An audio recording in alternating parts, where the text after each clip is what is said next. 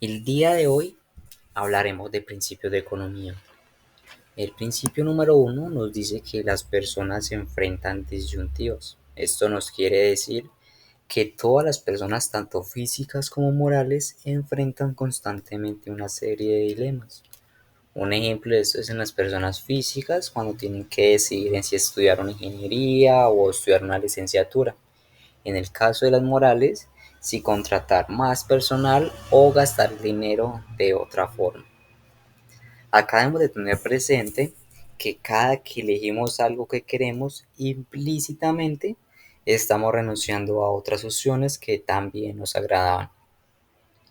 Usualmente las personas físicas comparan las opciones que tienen y escogen siempre la que traiga mayor beneficio, teniendo siempre lo que son sus repercusiones tanto directas como indirectas.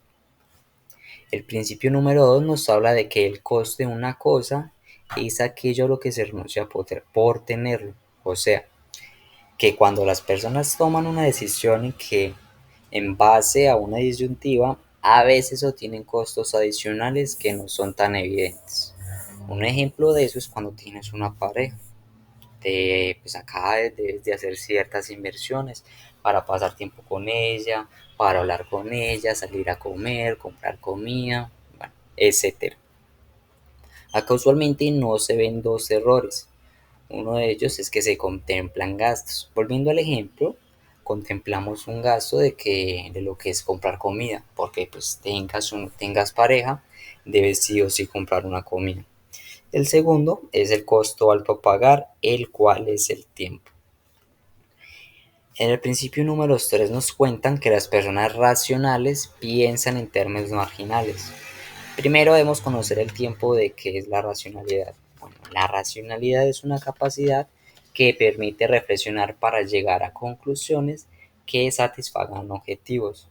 Usualmente las personas racionales hacen hasta lo imposible por alcanzar sus objetivos, usando lo que es el juicio y el cuestionamiento.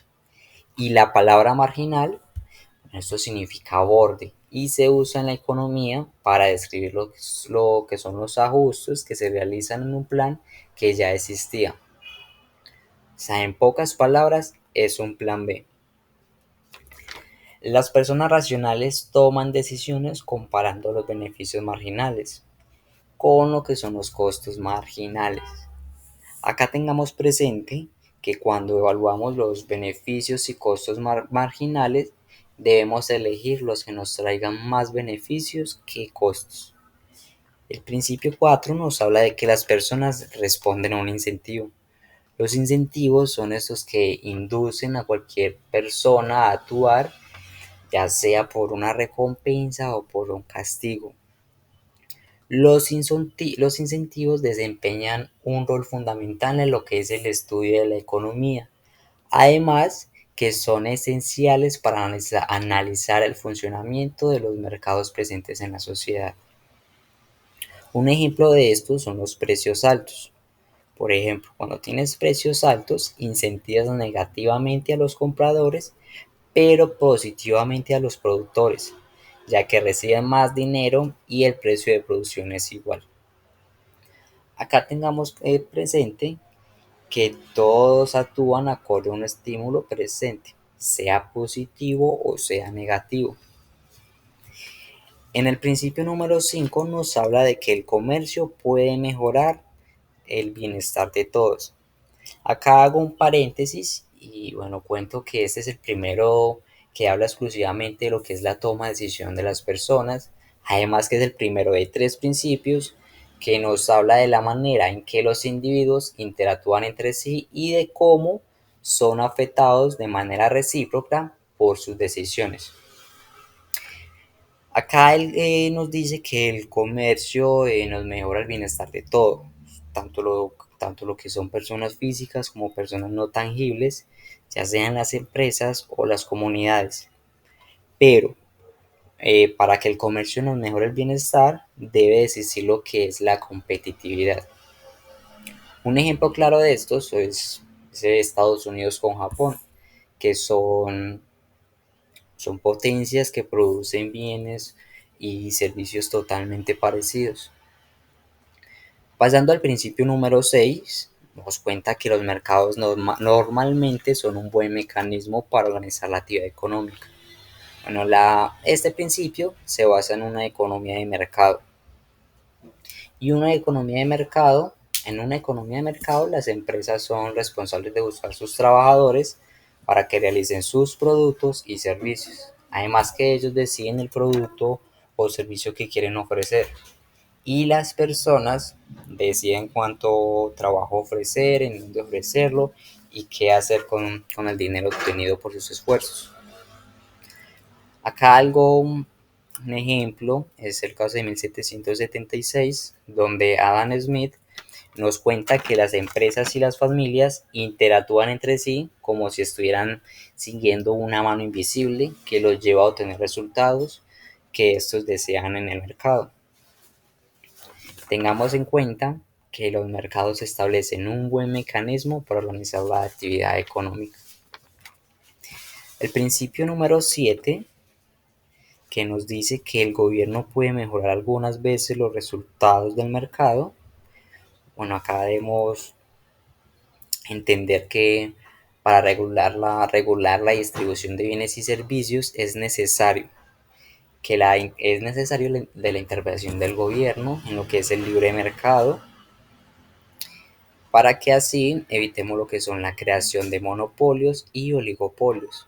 Además, que la mano invisible solamente funcionará cuando el gobierno haga valer las reglas y mantenga las instituciones claves para el libre comercio. Tengamos presente que el gobierno debe mantener lo que son una buena eficiencia y una equidad. Pero acá en la eficiencia encontramos lo que es una falla del mercado que nos lleva a una externalidad.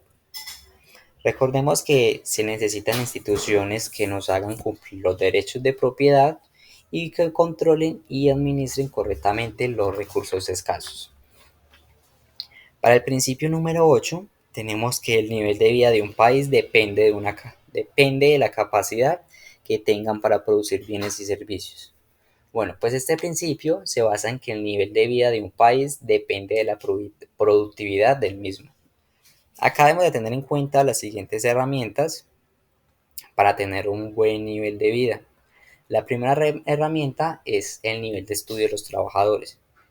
Incrementar la productividad de bienes y servicios y tener un mayor acceso a tecnologías. Un ejemplo es la influencia de la educación en el nivel de vida de un país. Por ejemplo, cuando un país no tiene estudios superiores, la producción es mucho menor porque no saben producir algún bien o no saben cómo optimizar su producción para que sean más eficientes. Y en el principio número 9 nos habla de que cuando el gobierno imprime demasiado dinero, los precios se incrementan. Bueno, un país no se puede imprimir más dinero porque, como lo dicen las leyes, entre más circule un producto, pues menor va a ser su valor, y esto nos va a llevar a lo que es una posible inflación. Y esa posible inflación nos va a generar lo que es un desequilibrio en lo que es la oferta y la demanda. Y en el último principio, el principio 10, nos cuenta que la sociedad enfrenta a corto plazo una disyuntiva entre inflación y desempleo. Bueno, pues acá una disyuntiva nos va a hacer elegir entre varias opciones. Y una inflación nos va a hacer requerir de más mano de obra, lo cual no es asequible, no es sostenible. Y esto nos va a generar un desempleo donde van a haber muchas más personas sin trabajo, se van a disminuir las ventas y va a aumentar el desempleo.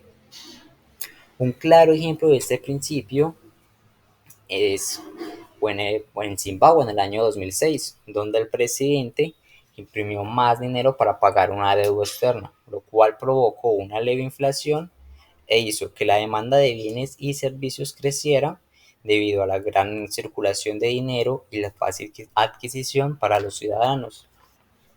Esto genera que las empresas les tocará contratar más mano de obra y así disminuyó el empleo. pero los salarios iban creciendo y el gobierno le tocó imprimir más aún dinero para poder pagar los salarios de los funcionarios. Recordemos que productividad determina los niveles de vida y tengamos siempre presente que cuando crece la cantidad de dinero se crea una disyuntiva entre inflación y desempleo, lo que es un problema a corto plazo.